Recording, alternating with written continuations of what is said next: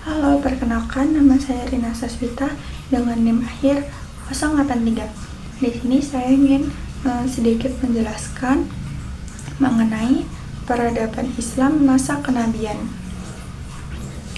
Yang pertama pada periode Mekah. Nabi Muhammad SAW lahir pada hari Senin tanggal 20 April 571 Masehi. Bangsawan Quraisy dari Bani Hashim. Tanggal 17 Ramadan 611 Masehi, Malaikat Jibril menyampaikan wahyu yang pertama, surat Al-A'la 1-5. Waraqah bin Naufal, seorang pendeta Nasrani berkata, "Inilah malaikat yang diturunkan Allah SWT pada nabi-nabi sebelummu." Setelah kurang lebih 2 tahun, Malaikat Jibril datang lagi membawa wahyu yang kedua, yaitu surat Al-Mudatsir ayat 1-7. Tahap-tahap dakwah. Yang pertama, secara diam-diam di lingkungan keluarga dan sahabat dekat. Yang kedua, dakwah kepada keturunan Abdul Muthalib. Yang ketiga, dakwah kepada semua orang setelah wahyu Allah, surat Al-Hijr ayat 94. Faktor Quraisy menentang dakwah Nabi. Yang pertama, para pemimpin Quraisy tidak dapat menerima ajaran tentang kebangkitan kembali dan pembalasan di akhirat. Mereka tidak dapat membedakan antara kenabian dan kekuasaan.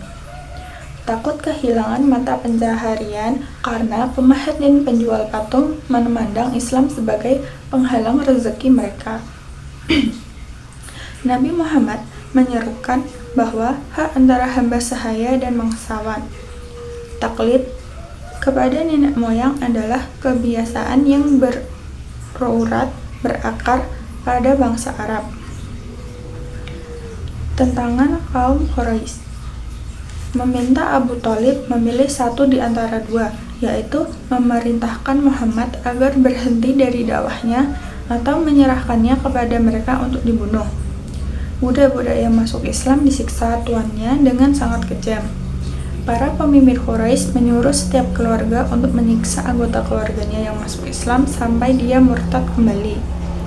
Tidak seorang pun penduduk Mekah diperkenankan melakukan hubungan jual beli dengan Bani Hashim. Hijrah ke Habasyah. Pimpinan Utsman bin Affan diikuti 15 orang, 10 pria dan 5 wanita berangkat ke Habasyah, termasuk istri Utsman, Ruqayyah binti Muhammad.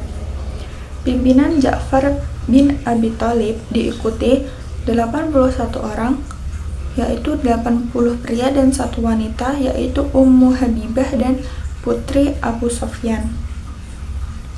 Abu Thalib dan Khadijah wafat. Pada tahun 10 kenabian, Abu Thalib, pelindung utamanya, meninggal dunia dalam usia 87 tahun. 3 hari setelah itu, meninggal dunia pula istrinya Khadijah dalam usia 65 tahun. Ketika Nabi berdakwah di Taif, beliau diejek, disoraki, dan dilempari batu, bahkan sampai terluka di bagian kepala dan badannya. Peristiwa Isra Mi'raj. Tahun ke-10 dari kenabian tersebut di atas, Allah mengisra mi'rajkan Nabi Muhammad SAW. Tahun ke-11 kenabian, 6 orang dari suku Khazraj menemui Nabi dan menyatakan diri masuk Islam. Tahun ke-12 kenabian terdiri dari 10 orang suku Khazraj, 2 orang suku Aus, dan 1 wanita menemui Nabi dan menyatakan ikrar kesetiaan kepada Nabi. Tahun ke-13 kenabian, sebanyak 73 orang dari Yastrib meminta kepada Nabi agar berkenan pindah ke Yastrib. Selanjutnya, periode Madinah. Hijrah ke Yastrib. Nabi membangun sebuah masjid pertama kali di Kuba, Jumat 12 Rabiul Awal 13 kenabian atau 24 September 622 Masehi. Nabi meninggalkan Kuba. Di tengah perjalanan di perkampungan Bani Salim, Nabi melaksanakan sholat Jumat pertama di dalam sejarah Islam. Membangun masyarakat Islam. Setiap kabilah sebelum Islam datang Mereka memiliki tempat pertemuan sendiri-sendiri. Nabi menginginkan agar seluruh umat Islam hanya memiliki satu tempat pertemuan, yaitu Baitullah. Nabi mempersaudarakan antara golongan muhajirin atau muslim asal Mekah dan kaum Ansor, muslim Madinah. Konstitusi Madinah. Penduduk Madinah di awal kedatangan Rasulullah terdiri dari 3 kelompok, yaitu bangsa Arab Muslim, bangsa Arab non-Muslim, dan orang Yahudi. Nabi mengadakan perjanjian dalam piagam yang disebut Konstitusi Madinah. Isi Konstitusi Madinah. 1. Semua kelompok yang menandatangani piagam merupakan suatu bangsa. Yang kedua, bila salah satu kelompok diserang musuh, maka kelompok lain wajib untuk membelanya. Yang ketiga, masing-masing kelompok tidak dibenarkan membuat perjanjian dalam bentuk apapun dengan orang Quraisy. Yang keempat, masing-masing kelompok bebas menjalankan ajaran agamanya tanpa campur tangan kelompok lain.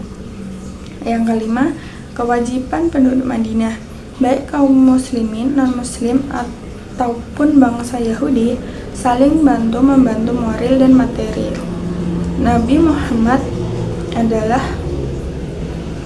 Yang keenam, Nabi Muhammad adalah pemimpin seluruh penduduk Madinah dan dia menyelesaikan masalah yang timbul antar kelompok.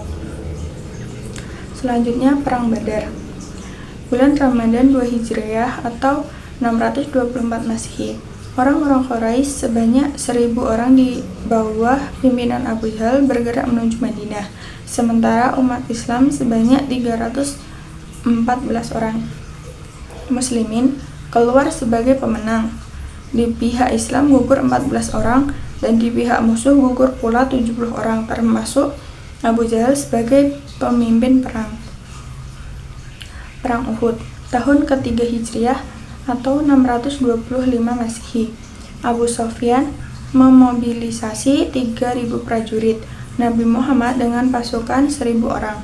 Abdullah bin Ubay, seorang munafik, dengan 300 orang Yahudi membelot. 70 orang muslim gugur, termasuk paman Nabi Hamzah yang dadanya dibelah dan hatinya dimakan istri Abu Sufyan, Hindun. Selanjutnya, Perang Ahzab atau Khandaq, bulan Syawal 5 Hijriah atau 627 Masehi. Orang-orang Quraisy, suku Yahudi yang mengungsi ke Khaybar, dan beberapa suku Arab lainnya berjumlah 10.000 tentara di bawah pimpinan Abu Sufyan. Terdapat 3.000 orang prajurit muslim. Perjanjian Hudaybiyah. Tahun 6 Hijriah, ketika ibadah haji sudah disyariatkan, Nabi memimpin 1.000 kaum muslimin untuk melakukan ibadah umroh. Sebelum tiba di Mekah, Nabi berkemah di Hudaybiyah. Isi perjanjian Hudaybiyah. Kaum muslimin belum boleh mengunjungi Ka'bah tahun ini, tetapi ditunda sampai tahun depan. Orang kafir Mekah yang ingin masuk Islam tanpa izin walinya harus ditolak umat Islam. Orang Islam yang ingin kembali ke Mekah atau murtad tidak boleh ditolak orang Quraisy. Gencatan senjata antara kedua belah pihak selama 10 tahun. Pelanggaran perjanjian Hudaybiyah. Tahun 8 Hijriah, Bani Quraisy membantu sekutunya Bani Bakr yang berperang dengan Bani Khuza'ah, sekutu umat Islam. Maka Nabi bersama 10.000 pasukan bertolak ke Mekah. Abu Sufyan, pemimpin Quraisy, dan anaknya Muawiyah dan juga paman Nabi, Abbas, menemui Nabi untuk menyatakan diri masuk Islam. Berhala-berhala yang selama ini ada di Ka'bah berjumlah 360 dihancurkan. Selanjutnya, Haji Wada. Tahun 10 Hijriah, Rasulullah menunaikan ibadah haji yang pertama dan terakhir yang dikenalkan sebagai Haji Wada. Khutbah Haji Wada. Yang pertama, jangan menumpahkan darah kecuali dengan hak. Yang kedua, jangan mengambil harta orang lain dengan batil. Yang ketiga, jangan riba dan menganiaya. Yang keempat, jangan balas dendam dengan tebusan dosa. Yang kelima, memperlakukan para istri dengan baik dan lemah lembut. Yang keenam, perintah menjauhi dosa. Yang ketujuh, Perintah saling memaafkan atas semua pertengkaran antara mereka di zaman jahiliyah. Yang kedelapan, tegakkan persaudaraan dan persamaan antar manusia. Yang kesembilan, perintah memperlakukan hamba sahaya dengan baik. Yang ke-10, perintah harus berpegang teguh kepada Al-Quran dan Sunnah. Nabi wafat hari Senin 12 Rabiul Awal 11 Hijriah dalam usia 63 tahun di rumah istrinya Aisyah. Abu Bakar tampil membacakan ayat Al-Quran surat Ali Imran ayat 144 dan berpidato, "Wahai manusia, barang siapa memuja Nabi Muhammad, maka Nabi Muhammad telah wafat. Tetapi barang siapa memuja Allah Subhanahu wa taala, maka Allah Subhanahu wa taala hidup selama-lamanya." Sekian yang dapat saya sampaikan, kurang lebihnya saya mohon maaf.